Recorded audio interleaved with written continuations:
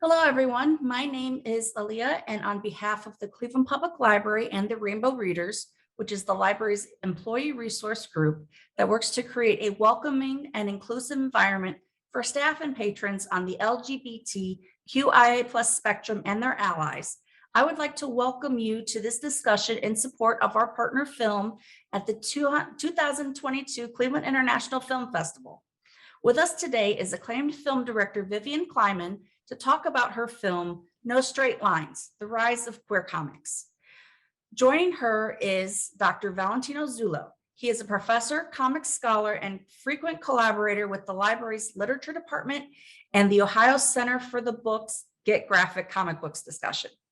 I would like to take a moment to thank all of the wonderful people here at the library for helping to make this great partnership happen.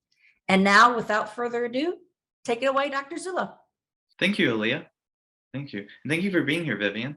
And thank you for having me. I'm delighted to join this conversation. Yeah, no, this will be great. All right, so why don't we just get started? So so big questions at first. So Art Spiegelman often gets asked three questions. He often gets asked the three questions. You may have heard this before, but he always gets asked, why comics, why mice, why the Holocaust? So following that, I want to ask you, you don't have to answer those questions. So don't worry, you do not have to answer those questions. This is not a quiz. But following that, yeah, right, not a quiz. But following that, I want to ask you why queer and why comics independently, and we'll get to them together, but why queer, why comics? I'm going to let you in on a secret, which is that I am not a comics nerd. What I have been is somebody who was profoundly influenced by Alison Bechdel's work in the 80s, Dykes to Watch Out For. Mm-hmm. It was serialized every other week in our local feminist newspaper. Actually, the name of the newspaper is Plexus. I understand in Cleveland, the Yes. queer business organization is Plexus. Yeah. And I had a profound, Allison's work just had a profound impact on me and all of us lesbians at the time who were struggling with the issue of acceptance, really. Mm-hmm. Self-acceptance, acceptance from our families, and then finding our people, finding our tribe. So it really helped shape me. It helped validate my life. And it was also, the comics were just a lot of fun. I love following, a lot of the characters. And I was so relieved when my favorite character finally got her PhD. I did not start the project. This project was started by Justin Hall, who is an expert in queer comics and edited the first anthology of queer comics called No Straight Lines. He had the idea of morphing it into a documentary film. And through a mutual friend and colleague, Greg Sirota, I was approached and asked to take it on as a project. I thought, well, I don't know. I don't think I'm the right person. It should really be a comics person doing it. No, you're a great storyteller. You're a great filmmaker. We want you to, take it on. And to make a long story short, I thought I attended the first queer comic book artists conference that took place in Hunter College in New York in 2015. Mm-hmm. And I was completely blown away by the experience. In the middle of the main in-gathering space, there was this older guy with balding head and paunch, a little bit of a paunch, and a not ironed Ivy League striped shirt, completely engaged and surrounded by the whole spectrum of queer people. It was truly the intersection of all of us, from the GQ gentleman to the young person with chartreuse dyed hair, and everybody. Yeah. And they were so happy and they were so engaged, and the life force was so strong. I went, my God, this is completely counter to every stereotype. The stereotype of the artist, the comic book artist, was more like, for me, Robert Crumb, curmudgeonly, not particularly social, not curious about other people, narcissistic. Counter to the stereotype of, queer people being separated. Yes, we refer to as the queer community, but It's more like a neighborhood with neighbors who don't talk to one another. And yet Mhm. this was the community. This was people, this was a family Mhm. feeling. I went, my God, this is really different. And for me, one of the things that draws me into documentary filmmaking is oftentimes what I really enjoy doing is having the opportunity to show a viewer something that they thought they knew. Like I thought I knew what, queer artists were like. Um, I thought I knew that queer comics, well, it's either Alison Bechdel, political lesbian stuff, or Mhm. it's gay men's erotica. And that was my assumption. Yeah. And so I love poking at assumptions. I love complicating assumptions and complicating our notions of the world around us and making things a little more nuanced. And to go back to your question after this long rambling story. I like the story. It's a great Okay, story. I'm good. assuming the man was Howard Cruz. Yeah, you Okay, got okay, okay. Yeah, yeah, it. yeah. No, in my head, I was like, wow, I could see Howard Cruz being like just this, everybody gathering around him, and yeah, yeah. Exactly. And uh, I just thought when I actually stepped back and thought about it, I went, my God, what better vehicle is there to tell queer history Hmm. than through comics and through our art? It was, first of all, a topic that clearly I was wrong about. And so I knew that there would be a couple other people who also would be wrong about it. And I thought that for a new generation, it would just be so cool to present queer history through the eyes of queer artists Hmm. and their own stories. And that's the genesis. And that's kind of like my equivalent to those three questions. Good, no, great answer. I love that. I love that you give us a story to supplement the story. Of no, this is great. Um, I'm interested in that, sort of like you said that you were wrong. Have you had people come up to you and sort of share their thoughts about that, that they might have said like, wow, I also sort of had my own thoughts about comics and you've changed them, and what was that like for you? Um, I haven't had anyone use my kind of response, like having stereotypes of people, but I have had people come up to me and say, "Oh my God, I had no idea about this mhm. rich world. I can't wait. You've given me, a reading list. Mhm. I've gotten emails from people saying, my goodness, I've gone out and purchased all these new books and I'm so excited."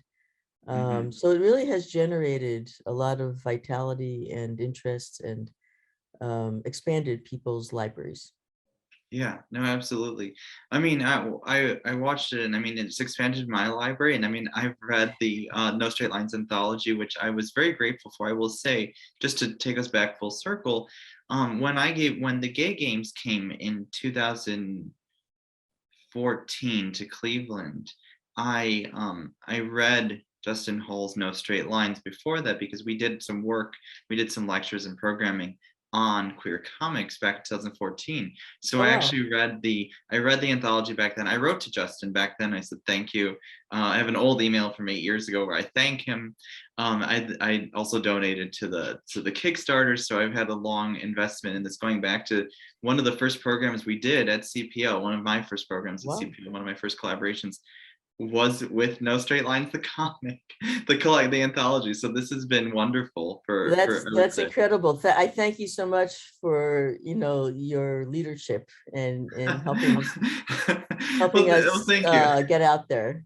Yeah, no, thank you. But And by so the way, every single dollar of that Kickstarter completely mattered.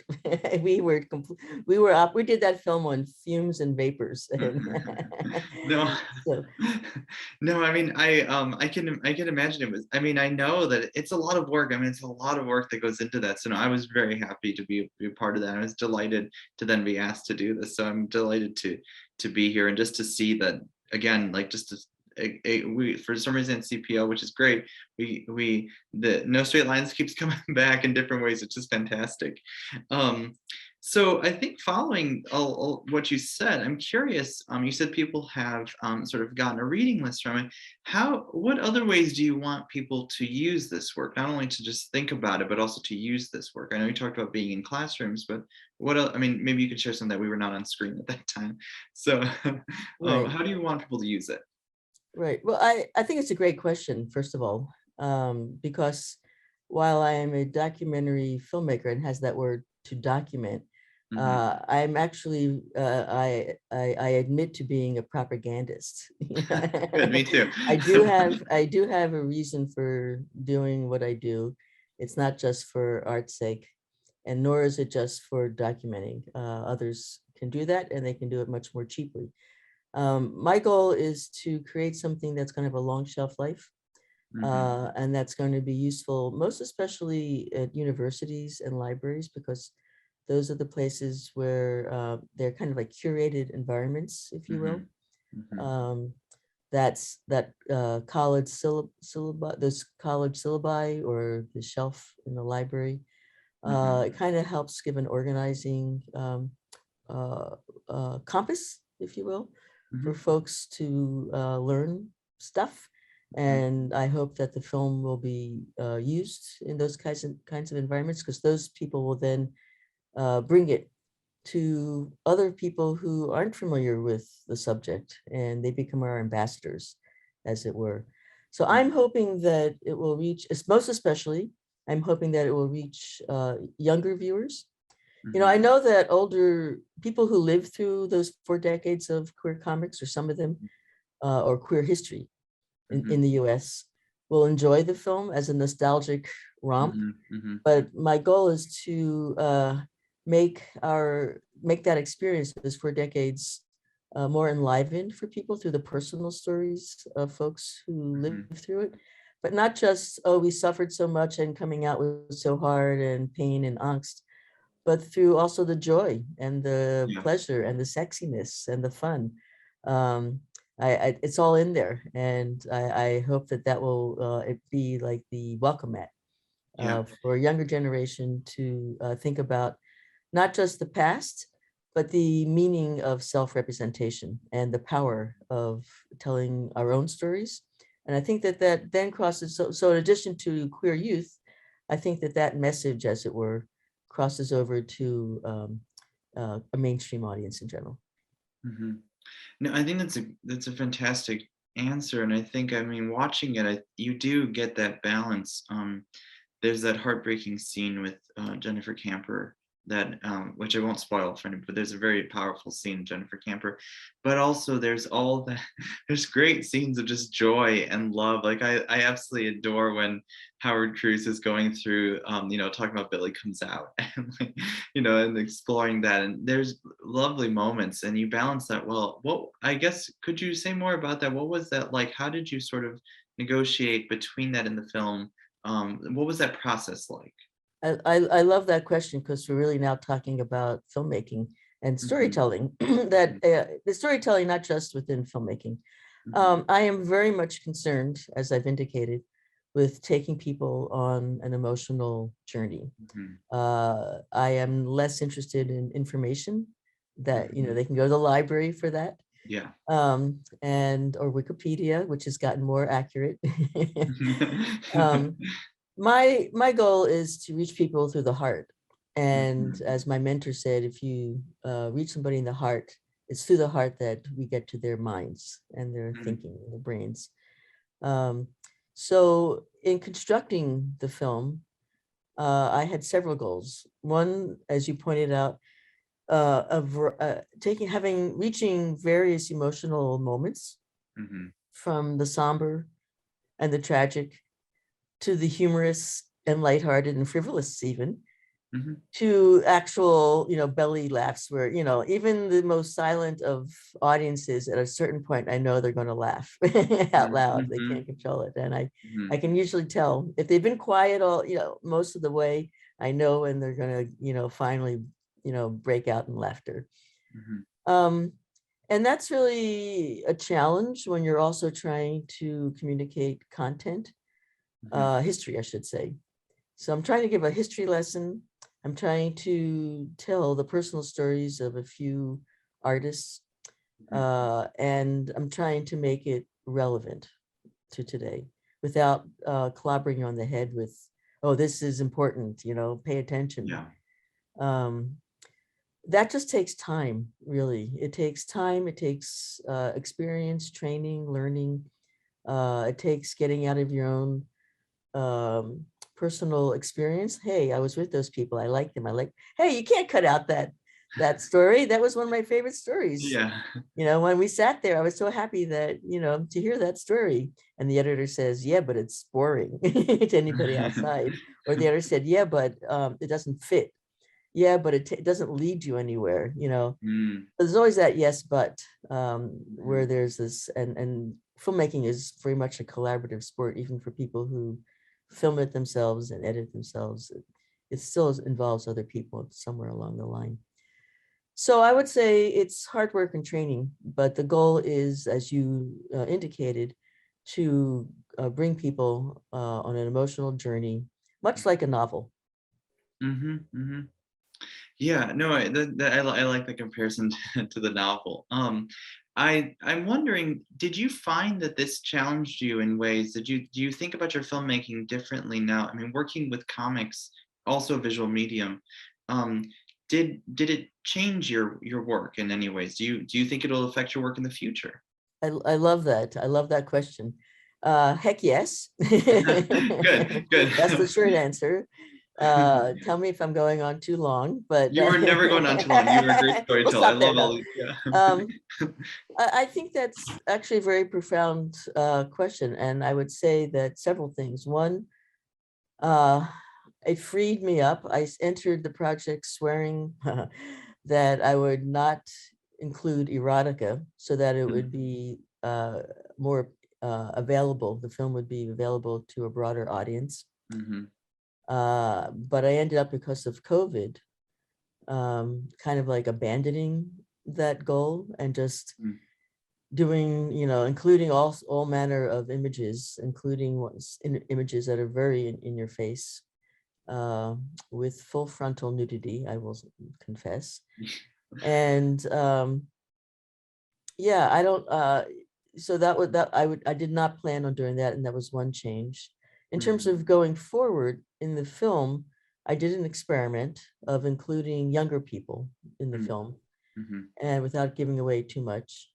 It was a wild experiment that I had no idea how to include these new voices and how to fit them in so that it wouldn't feel awkward. And after moving things around a bunch, I think I came to a place that works. And I like that idea. I like that idea of having intergenerational voices, as it were. And I think I will try to continue doing that. And then finally, working with comics as a subject, I was very aware of that as when I was editing, and I made sure to include the comic aesthetic in the construction of the film itself. And I think that using that comic aesthetic now that muscle has now been exercised in me, and it's going to stick for a while, I hope. Yeah. No, it's a lot of fun. I mean, it's a lot of fun to watch. I can tell that it must have been a lot of fun. It must have been a lot of sweat, tears, all the rest too, but it feels like you had a lot of fun along the way. Yeah. The editing part was super fun. Oh yeah, I bet. And by the way, the editing took place in the middle of COVID. My editor was somebody who I'd worked with many years before on other projects, but had fallen in love and moved to South France. And we worked remotely the whole time. So 8 a.m. meetings for me in California, for her was like 6 p.m. dinner time in France. And using technology, it worked out really well. Slowed things down slightly, but it worked out well. Yeah, no, that is one benefit of we've all become accustomed to technology now, and we all had to learn Zoom and all the rest. I didn't think of this before, but I'm curious, like, as you're talking about it, you said COVID a couple times. Can you talk a little bit more about how COVID did affect this film? Well, definitely. One of the artists in the film, Jen Camper, her best of buddies was caught COVID in March 2020, Mm. in the very beginning, like the last week of March, and died after 5 days. Oh. And losing Kim so fast was so impactful that it really left its imprint through the whole process of completing the film and going forward. Mhm. So much loss. And I have to also say, one of the pluses was being, I took shelter in place very seriously with my sweetie. And as a result, I wasn't distracted with going out to dinner with friends and movies and concerts and all that stuff. Just worked around the clock without distraction. And so it was kind of like having a fellowship in a remote place, only there I was in very, very urban part of Oakland. So I hopefully my like friends that. will still be there when I return. Yeah, yeah. I like that. It was like fellowship. It was like a fellowship. Oh, that's great. And we mentioned some of the creators. Can you say more about how you mentioned the influence of Alison Bechdel and the importance of Jennifer Camper to this. How did you choose these five main creators that are really the feature of the film? That probably was one of the real challenges Hmm. of the film. As you're familiar with Justin Hall's Hmm. anthology, you Hmm. know that there are some 70 artists Hmm. profiled, Hmm. queer artists profiled in that collection. Um, I had no interest whatsoever in doing an encyclopedia, in a Right. film version of an encyclopedia. Hmm. It would be much cheaper and easier for somebody else to take that on. Hmm. I typically in documentary film, we limit our people who are profiled in a film to three, the magic three. And in this case, there was no way I could reduce it to three, and it would just be doing a disservice to the Hmm. subject. So I sat down with Justin and said, "Hey, five max." And he looked at me like, "You've got to be kidding." I said, "Five max." And Uh-huh. for the most part, we knew who three were. I personally knew just Rupert Kinnard, one of the Hmm. filmmakers, one of the artists, when he lived in Oakland long Hmm. ago. And uh, so Rupert was definitely going to be in. Hmm. Allison, of course, had to be in. Hmm. And Howard, of course, known as the godfather of queer comics, had to be in. Yeah. So that didn't leave much wiggle room. Mhm. We went back and forth and we had some heated discussions about who should be filling in those two slots. It was really difficult because it was comparing apples and oranges sometimes, and Yeah. everybody was equally talented. And in the end, there were various reasons why we made the decision that we did, but it's sad. The good thing is we live in the age of websites, and I'm looking forward to finding time to post a lot of stuff to make the website a true resource Nice. for Okay. links to the artist's work, links to other kinds of publications, links to how you can get the merch, buy the books, that kind of stuff. That's fantastic. Will we get any like clips that didn't make it to the film on the website? Definitely. Okay, fantastic. All right, I'm looking forward to those. I know because you mentioned a couple of stories that you really liked. Yeah, definitely. No, It's that'll be one of great. the joys. That old phrase, hit the cutting room floor, no longer exists, really. Yeah, yeah, yeah, yeah. No, that is excellent. I just a little plug. I am seeking funding to make a robust website, so that is on the fundraising list. Do you can you give us the website for? Is there a website? Is it a Yes. Kickstarter? Okay. No, we haven't done any Kickstarter thing yet, but their website, there's a donate button. It's nostraightlinesthefilm.com. Okay, so it's on there. I didn't see the donate button, but I will go look for it. I will make it more obvious. You should not struggle for that. Please do. Yes, make it super obvious, and I will go make a donation Oh, after you're this. so sweet. Thank you. Yeah, no problem. No, I'm I'm happy to support. I want to see that thrive. I know we are running out of time, but a few more questions just as we talk. I know we'll have more time to talk on Sunday at the film festival, but so you tell this story, and I know you've learned a lot about comics and about queer comics and during this. Do you have some thoughts about the future of queer comics after having done this history? What a great question. You know, it's really exciting. Let me first quote Jen Camper when she talked to me about this. She said, you know, all along for decades, queer comic book artists, we all knew each other. We were small. We knew each other not personally. We never met until the that ingathering in 2015.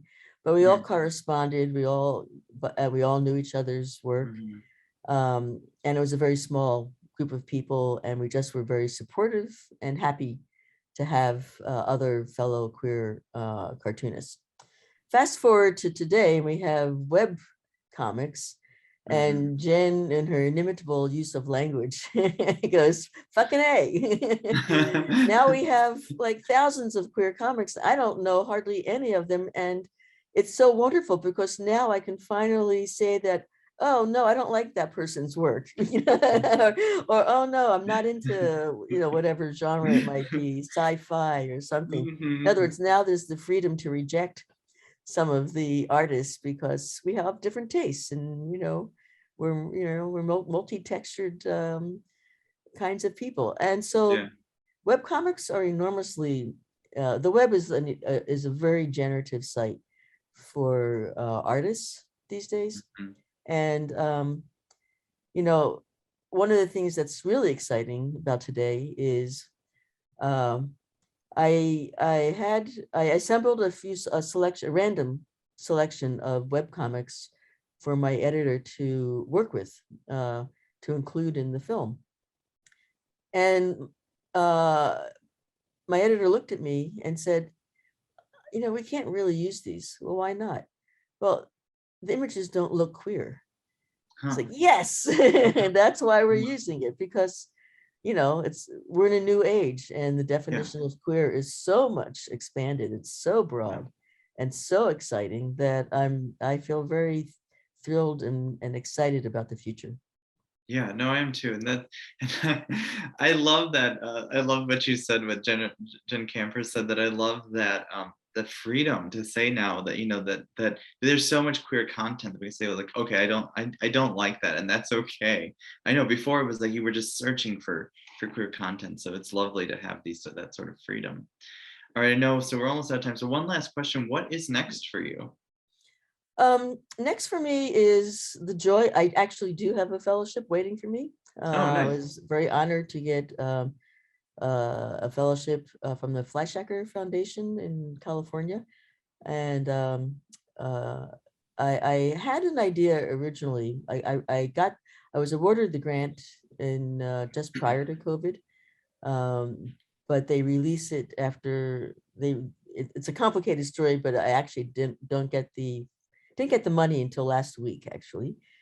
And in the interim with COVID, I kind of feel like that original topic is a little esoteric and not as meaningful. So going back to your question of how did COVID impact me, I'm dropping that idea. And there's one project a small project I'm going to start, which is my film collaborator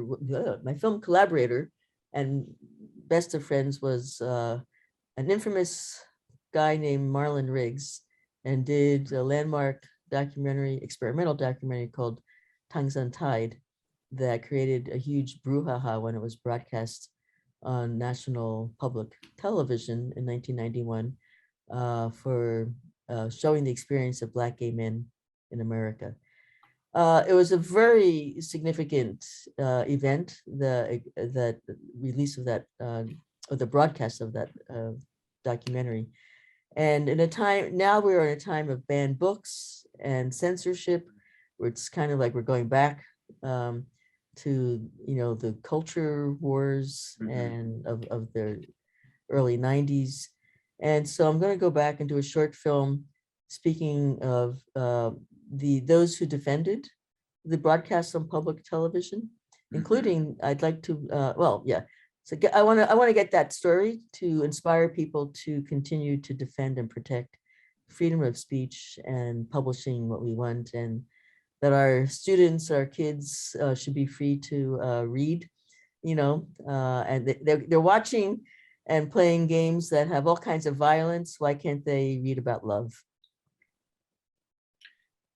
That sounds like a fantastic project. That sounds that sounds great. Yeah, that will be a great one to see next. Yeah. Thank you. Oh, yeah. And by the way, can I put one little plug in?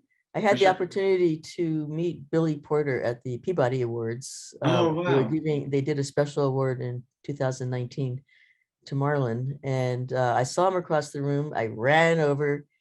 I introduced myself as Marlon's film partner, and Billy was there in part to receive a Peabody, but also to be the presenter of the award. I asked him when he first saw Tongues Untied, and his response was, he looked at me straight in the face and said, "I watched it when it was first broadcast on national PBS, and it changed my life. It gave me permission to be who I am, and it gave me permission to accept myself, and it gave me permission to have my own voice." Wow. And we hugged and we cried, and it was incredible. Wow. This is a beautiful story. Yeah. That's the power of filmmaking. Yeah. And the power of self-representation, let me add. Yeah. Yeah. No, that is beautiful. Well, I don't think we're going to top that story. That is really quite amazing. So why don't we stop there? And thank you for this lovely conversation. Thank you so much for all you've done, all you're doing. Thank you to the library for your partnership and all you're doing with Rainbow Readers. It's brilliant. Thank you. Thank you. All right, I just want to say thank you to both Ms. Kleiman and Dr. Zullo for this amazing discussion. And I'm hoping that it has gotten even more people interested in watching the film No Straight Lines, The Rise of Queer Comics. For those that are interested in screening times, they can visit the Cleveland International Film Festival's website, which is clevelandfilm.org. And they can get a $1 off coupon from the film festival using the library's code, which is the letter CPL.